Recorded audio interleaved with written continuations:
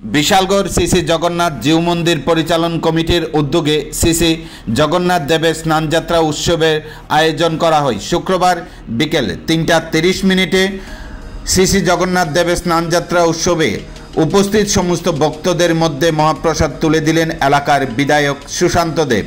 শনিবার শ্রী শ্রী জগন্নাথ দেবের স্নানযাত্রা এক আধ্যাত্মিক পরিমণ্ডল বেষ্টিত বিশালগড় জগন্নাথ জিউ মন্দিরে আয়োজিত উৎসবে সকল ভক্তকুলের মধ্যে প্রসাদ তুলে দিলেন বিধায়ক সুশান্ত দেব। এদিনের এই শ্রী শ্রী জগন্নাথ দেবের স্নানযাত্রা উৎসবে এলাকার সমস্ত ধর্মপ্রাণ ব্যক্তিদের উপস্থিতি ছিল লক্ষণীয়।